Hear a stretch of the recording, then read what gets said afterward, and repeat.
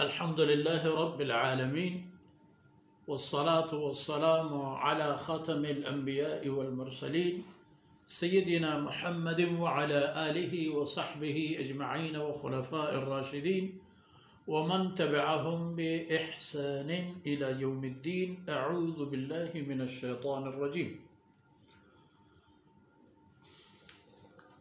ولو تقول علينا بعض الأقاويل لأخذنا منه باليمين ثم لقطعنا منه الوتين فما منكم من أحد عنه حاجزين وإنه لتذكرة للمتقين.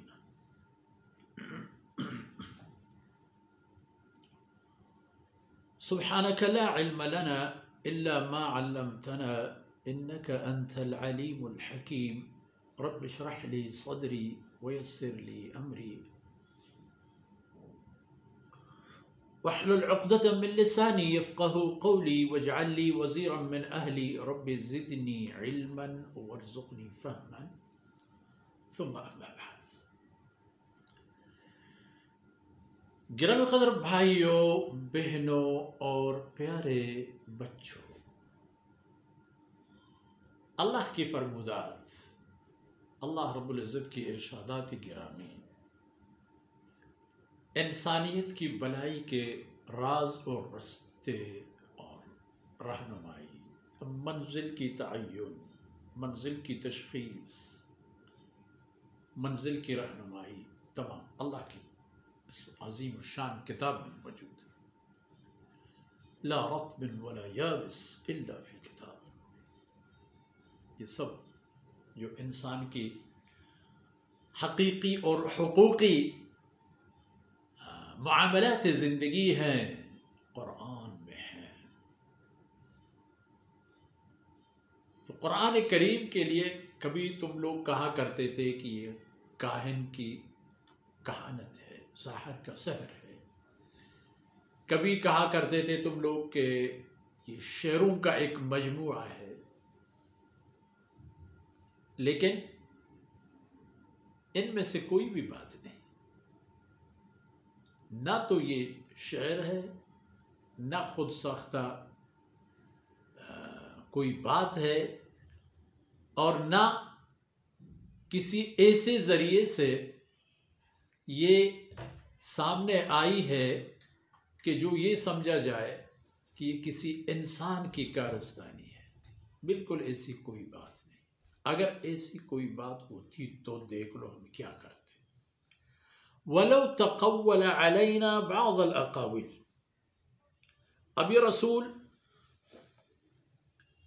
اللہ رب العزت کی ملأ اعلیٰ سے زمین تک جبریل علیہ السلام اور اہل زمین کے لیے جناب محمد رسول اللہ صلی اللہ علیہ وسلم، نہ تو جبریل علیہ السلام میں اتنی جرأت ہے، اتنی ہمت ہے، اور اس کی وہ ضرورت محسوس کرتے ہیں کہ نعوذ باللہ اپنی طرف سے بھی کچھ اس میں ڈال دیں اور اللہ کی طرف نسبت کر دیں.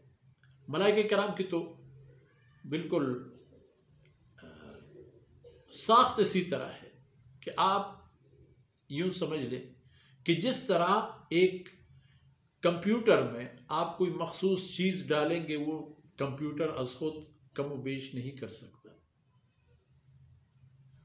اللہ رب العزت نے ملائکہ کرام کو اسی طرح کی کوئی اطاعت شعارانہ احساس عنایت فرما دی ہے کہ وہ آگے پیچھے نہیں ہو سکتے. ان میں مادہ معصیت ہی نہیں ہے. تو چلو پھر بھی جبریل علیہ السلام اپنی طرف سے کوئی گڑبڑ کرنا چاہے، یا محمد رسول اللہ صلی اللہ علیہ وسلم اپنی طرف سے کوئی کمی بیشی کرنا چاہے، فرمائے اگر ہمارے کو اپنی طرف سے کچھ بات بنا لیتے اور نسبت کر لیتے اللہ کی طرف، میری طرف، لَأَخَذْنَا مِنْهُ بِالْيَمِينِ، تو ہم ہر حالت میں اس کے ہاتھ پکڑ کے اسے روک لیتے. اس کے سامنے اپنی طاقت کڑی کر دیتے، مگر چونکہ باتیں ہی اللہ رب العزت فرماتے ہیں میری اپنی فرمودات ہیں، اس لیے جو کچھ وہ فرماتا ہے وہ صحیح ہے۔ تو اللہ فرماتے ہیں ایک طاقت یہ اس میں ہم میں ہے کہ اس کے ہاتھ پکڑ لیتے اور پھر اس پر بھی بس نہیں، ثم لقطعنا منه الوتین، اور ہم اس کے دل کے رگوں کو، دل کی مرکزی رگ کو کاٹ لیتے، کہ جس سے وہ بظاہر تو صحیح سالم ہے، کوئی توڑ پوڑ، کوئی شکست و ریخت نظر نہیں آ، مگر تمام نظام ختم۔ فرماتے ہیں کہ اگر ایسی کوئی بات ہوتی، ایسا کوئی قدم عمل ہوتا تو ہم اس طرح اسے پکڑ لیتے،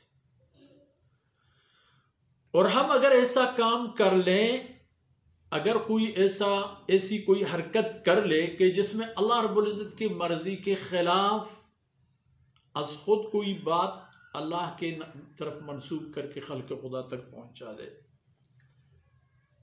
اور ہم اس کو پکڑ لیں، فما منکم من احد عنہ حاجزین، پھر تم مخلوقات میں سے، خلائق میں سے پھر کوئی مخلوق ایسا سامنے نہیں آ سکتا کہ وہ اس آدمی کو بچا سکے،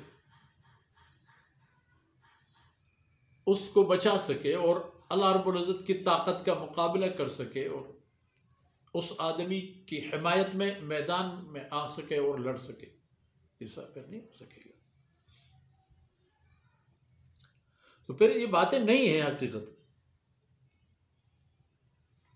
تو پھر کیا بات ہے؟ بات یہ ہے کہ وَإِنَّهُ لَتَذْكِرَةٌ لِّلْمُتَّقِينَ، یہ قرآن یہ نصیحت ہے، یاد آوری ہے، پند الہی ہے تقوی داروں کے لیے، ان لوگوں کے لیے جو اللہ رب العزت کی ذات سے ڈرتے ہیں، اس کے احکامات نہیں توڑتے ہیں، ان کو اپنی طاقت اور اپنی قوت کا احساس ہے، وہ کہاں جائیں گے؟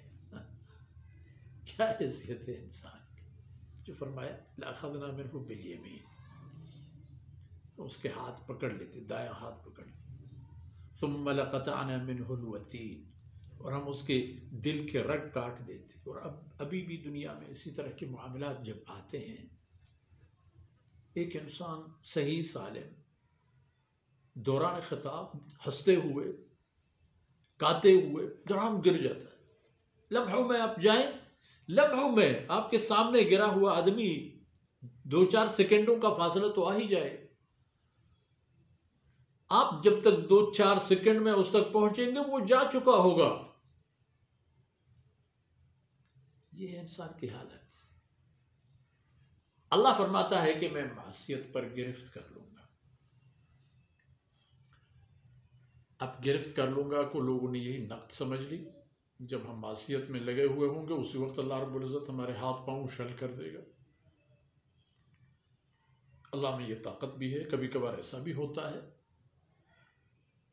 لیکن اللہ کی پکڑ آخرت میں ہے، یہ حساب و کتاب ہوں گے، پھر وہاں پتہ چل جائے گا کہ ہمارے کن اعمال نے ہماری نجات کی سامان پیدا کی اور کن اعمال کی وجہ سے ہم تباہ و برباد ہو گئے، ان کا پتہ وہیں جا کر چل جائے۔ اس لیے یہ مجموعی طور پر اس صورت کا رخ اس طرف ہے کہ آخرت کی تباہی سے بچنے کے لیے راز اور رستہ اطاعت محمد صلی اللہ علیہ وسلم ہے، رسول اللہ صلی اللہ علیہ وسلم کی اطاعت اور قرآن کو قبول کرنا اور اس کی تعلیمات پر ایمان لانا اور اس پر چلنا ہے، اسی میں سعادت ہے دنیا کی بھی اور آخرت کی بھی۔ ان معروضات پر ہی آج کی باتیں اختتام پذیر ہوتی ہیں۔ اللہ رب العزت کوتاہیوں سے درگزر فرمائے، اور جو کچھ عرض کیا گیا اللہ رب العزت ان کو ہماری نیکیوں میں حساب فرمائے اور آخرت میں ہمارے عزیزوں کے کام آنے والی نعمتیں بن جائیں۔ وصلی اللہ علی نبینا محمد وعلی آلہ وصحبہ اجمعین۔